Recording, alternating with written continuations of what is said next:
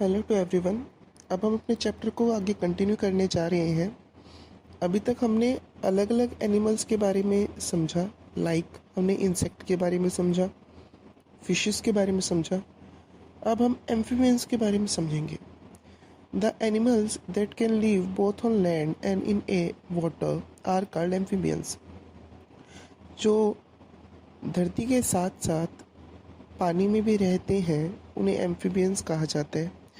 Frog, toads, salamanders, newts, water snakes, crocodile, tortoise and crabs are amphibians. जैसे कि आप सभी जानते हैं, फ्रॉग है या क्रोकोडाइल है, ये सब धरती पे भी रहते हैं और पानी में भी रहते हैं, तो ये सब क्या कहलाएंगे? Amphibians. The skin of amphibians is smooth and without scale. और जो ये एम्फीबियंस होती है, इनकी स्किन स्मूथ होती है और इनकी स्किन पर स्केल्स नहीं होते। आपने जैसे समझा था, फिश की स्किन पे स्केल थे, पर एम्फीबियंस की में स्केल नहीं होते। The body of a frog is divide into a head and a trunk. It has a pair of bulging eyes on the either side of its head. इनके पास भी fish जैसे ही body structure होते हैं, इनके पास भी head है और एक पूरा ट्रंक है, मतलब एक बॉडी स्ट्रक्चर है, और इनके पास आँखें हैं। A pair of outer membrane called tympanum are present on the head. They are used for hearing. इनके पास आउटर मेम्ब्रेन भी है जो कि इनके हेड में प्रेजेंट है और जो कि सुनने में उनको हेल्प करता है। It has a wide mouth. The skin of frog is always moist. इनके पास एक चौड़ा मुंह भी है और इनकी जो स्किन है वो हमेशा ही मॉइस्चराइज रहती है। Frog has two pair of limbs. The forelimb are short, the hind limb are long and help them in leaping on the ground. जो फ्रॉग्स हैं उनके पास दो लिम्स होते हैं। जो छोटा लिम्ब है उसको फोर लिम्ब कहा गया है और जो बड़ा लिम्ब है उसको हिंड लिम्ब कहा गया है।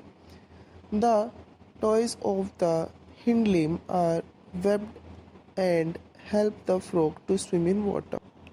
जो हिंड लिम्ब है वो फ्रॉग को तैरने में मदद करते हैं। It has a long sticky tongue to catch insect. It reproduce by laying egg on land. It breathes with a pair of lungs in water. The frog breathes through its moist skin. इनके पास एक लंबी ज़ुबान भी होती है जो कि इंसेक्ट्स को पकड़ने के काम आती है। इसके साथ साथ ये अंडे देकर बच्चे पैदा करते हैं और धरती पर ये अपने लंग्स के थ्रू सांस लेते हैं, पर वाटर के अंदर ये लोग अपनी स्किन के थ्रू सांस लेते हैं। जैसे कि फ्रॉग जो है अपनी मॉइस्ट स्किन से सांस लेता है।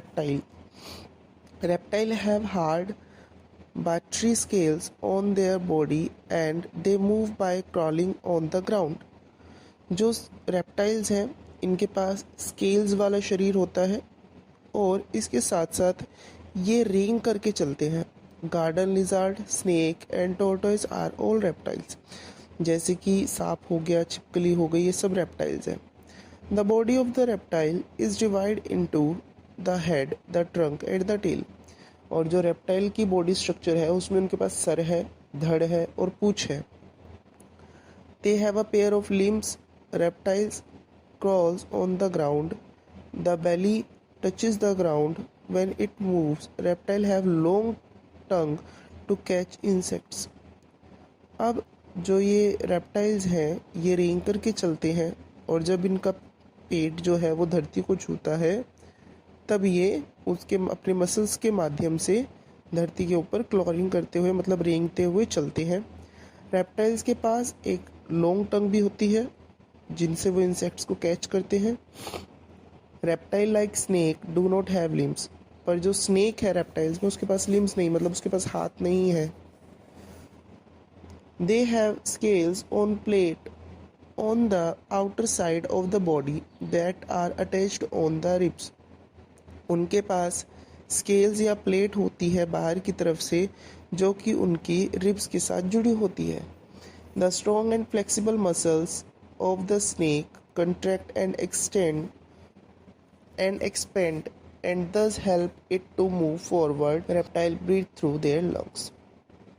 अब जो स्केल्स हैं या जो इनका फ्लेक्सिबल मसल स्ट्रक्चर है, ये इसको फैलने के लिए या फिर इसको चलने के लिए मदद करता है। और जो रेप्टाइल्स है वो अपने लंग्स के थ्रू सांस लेते हैं। तो क्लास हमने यहाँ क्या समझा कि एम्फीबियंस और रेप्टाइल में कुछ कुछ जो नेचर है वो मैच करता है।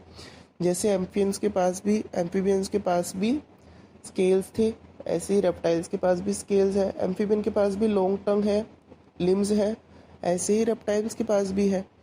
तो रेप्टाइल्स और एम्फीबियंस में काफ़ी सिमिलैरिटीज़ हैं।